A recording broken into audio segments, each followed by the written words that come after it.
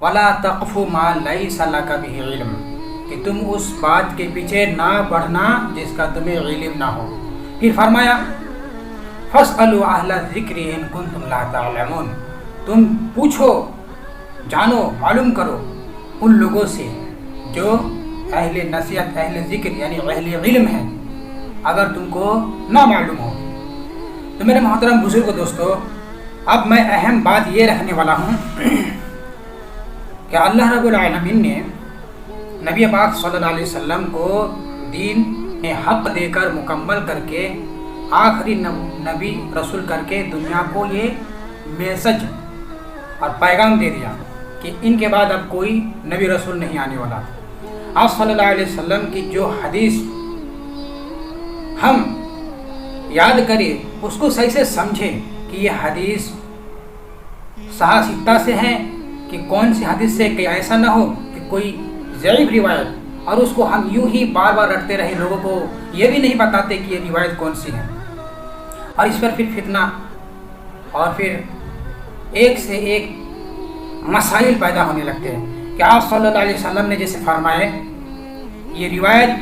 معتبر نہیں ہے کہ تمام نبیوں انبیاء علیہ السلام کی تکالیف مصیبتوں کو ایک طرف رکھ دیا جائے اور میری تکلیف یعنی نبی محمد صلی اللہ علیہ وسلم کی تکلیف کو ایک طرف رکھ دیا جائے تو ہمارے نبی کی تکلیف زیادہ ہو جائے گی۔ یہ روایت صحیح نہیں ہے، جبکہ صحیح بخاری میں ہے کہ اللہ تعالیٰ کے سب سے محبوب ترین جو بندے ہیں وہ انبیاء علیہ السلام ہیں۔ اللہ تعالیٰ سب سے زیادہ مصیبت اور تکالیف میں، مصائب تکالیف میں انبیاء علیہ السلام کو رکھتے ہیں، ان کے بعد جو ان کے قریب اطاعت میں اللہ کے محبوب ترین بندے ہوتے ہیں، پھر ان کو یعنی اوپر سے جو انبیاء علیہ السلام ہیں ان کو پہلے اللہ تعالیٰ زیادہ تکلیف اور مصیبت میں ڈالتے ہیں۔ اور پھر اہم چیز یہ ہے کہ جب قیامت کا دن ہوگا تو اللہ رب العالمین علیہ السلام،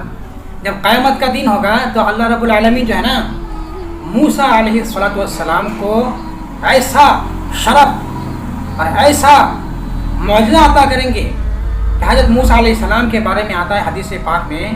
کہ آپ صلی اللہ علیہ وسلم فرماتے جب دوسرے سور سے سب کو زندہ کیا جائے گا تو آپ صلی اللہ علیہ وسلم جو پہلے اٹھیں گے، سب سے پہلے آپ صلی اللہ علیہ وسلم کو زندگی دی جائے گی، روح دی جائے گی، یعنی وہ دوسری مرتبہ رسول کے بعد تو وہ دیکھیں گے کہ کعبہ کے اوپر اللہ کا جو ہے بیت العمور معمور جو عرش کا پایا پکڑے ہوئے آپ صلی اللہ علیہ وسلم دیکھیں گے کہ حضرت موسیٰ علیہ السلام پہلے سے کھڑے ہیں۔ وہ سوچیں گے کہ ایسا کیا ہوا، کیا میرے سے پہلے موسیٰ علیہ السلام کو اللہ نے بیدار کیا، زندگی دی،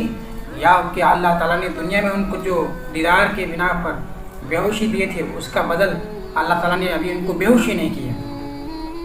تو موسیٰ علیہ السلام کا یہ اعجاز ہے۔ ابھی ابراہیم علیہ السلام کا اعجاز یہ ہے کہ سب سے پہلے انبیاء علیہ السلام کو اللہ تعالیٰ اعجاز اور شرف عطا کریں گے کہ سب سے پہلے حضرت ابراہیم علیہ السلام کو اللہ کپڑا پہنائیں گے، پھر آپ صلی اللہ علیہ وسلم کو۔ تو انبیاء علیہ السلام کی جو یہ فضیلت ہے، کبھی یہ نہ کہے کہ آپ صلی اللہ علیہ وسلم کلی فضیلت رکھتے تھے تمام نبیوں پر، بلکہ جزئی فضیلت میں کوئی انبیاء علیہ السلام آپ صلی اللہ علیہ وسلم سے زیادہ فضیلت رکھتے تھے، یہ جزئی فضیلت کہتے ہیں۔ اور ایک چیز یہ سمجھ لینا چاہیے کہ تمام نبیوں سے بہتر نبی ہمارے نبی افضل و اعلیٰ ہے، لیکن یہ نہیں کہ باقی نبی علیہ السلام یہ کمتر ہے، بلکہ ان کی فضیلت بھی اپنی اپنی جگہ میں اعلیٰ ہے۔ تو میرے محترم بزرگوں دوستو، یہ ایک چیز ہو گئی۔ اور آج کل تو فتنوں کا دور ہے، جو ناستک ایکس مسلم اپنے آپ کو کہتے ہیں، وہ کہتے ہیں کہ ہم بھی قرآن جیسے جو ہے کوئی صورت بنا سکتے ہیں، کہ اللہ تعالیٰ کا جو چیلنج ہے وَإِن كُنتُمْ فِي رَيْبٍ مِّمَّا نَزَّلْنَا عَلَىٰ عَبْدِنَا فَأْتُوا بِسُورَةٍ مِّن مِّثْلِهِ، کہ تم کوئی ایک ایسی صورت لے کر آؤ جیسے اللہ تعالیٰ نے قرآن نازل فرمایا، ایک صورت یا کوئی ایسی آیت لے کر آؤ۔